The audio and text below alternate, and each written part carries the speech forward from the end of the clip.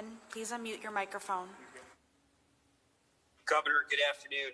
Two questions. The first is, given how contrite you've been today, why did it take a week for you to go before the cameras when people have noted your absence for so many days? My second question is, what assurances can you provide New Yorkers that there are not other accusers who worked for you who will lodge similar complaints to the two that have already been alleged? Yeah, two things, Andrew. I apologized several days ago. I apologized today. I will apologize tomorrow. I will apologize the day after. And I want New Yorkers to understand, because this is more, the facts will come out in the Attorney General's review, but I want them to understand the emotion, because it's really, for me, it's as much about the emotion. I never knew at the time that I was making anyone feel uncomfortable. I never ever meant to offend anyone or hurt anyone or cause anyone pain. I feel terrible that these people felt uncomfortable, felt hurt, felt pain from the interactions. And I'm embarrassed by it, and I feel bad from it. I'm not in this business to make people feel uncomfortable. I'm here to make them, to help them. That's the essence of what I do,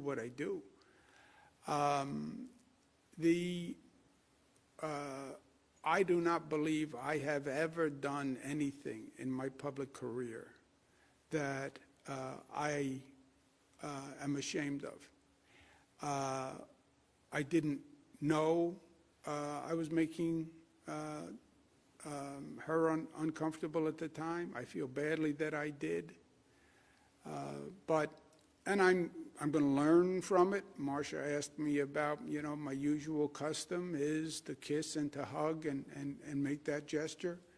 I understand that sensitivities have changed and behavior has changed. And I get it, and I'm going to learn from it. Next question. Governor, your next question comes from Karina Jerry of WUTR. Karina, your line is now open. Please unmute your microphone. Thank you, Governor. Hi, how are you? Good, how are you? I'm good. So I actually have two questions. My first one is, if a member of your administration had done what you are currently accused of and have admitted to, what would you tell them, and what would be a satisfactory disposition for you? Well, let's be clear on the facts. First, we haven't gotten the facts. Let the Attorney General do a review and let's get the facts. And that's what I said in my statement to New Yorkers. I'm a former Attorney General. I've been through a situation too many times where everybody has an opinion because they read this, and then all of a sudden the facts come out and it's a different situation. So wait for the facts before you form an opinion. And as I said, my behavior here, I never touched anyone inappropriately. I never knew at the time that I was making anyone feel uncomfortable.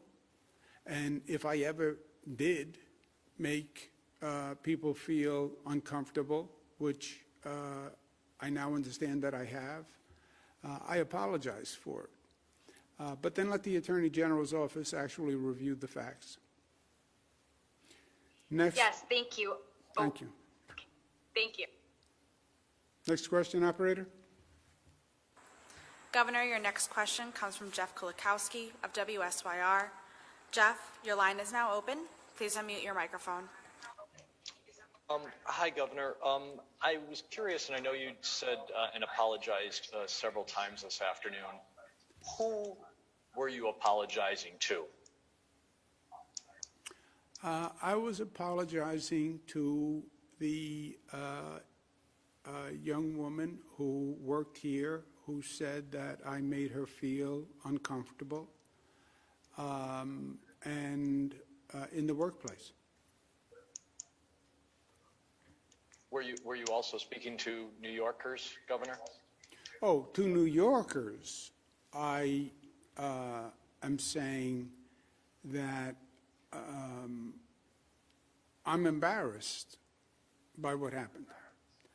I wear a pin that says pride, integrity, performance. That's what it says on the pin. You can't read it. Pride, integrity, performance. So I'm embarrassed that someone felt that way in my administration. I'm embarrassed and hurt, and I apologize that somebody who interacted with me felt that way. Again, I didn't know at the time I was making her feel uncomfortable. I never meant to, but that doesn't matter. If a person feels uncomfortable, if a person feels pain, if a person is offended, I feel very badly about that, and I apologize for it. There's no but, you know. I'm sorry.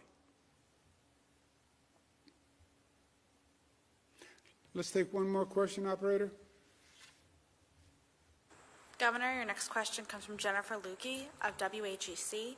Jennifer, your line is now open. Please unmute your microphone. Good afternoon, Governor. I actually have two questions, one for you and one for Melissa. Governor, have you yourself taken the sexual harassment training required by New York that all employers are to give to their employees? And Melissa, as the highest ranking woman in state government right now, and someone who interacts with the governor on a daily basis, how do you feel about these allegations against him?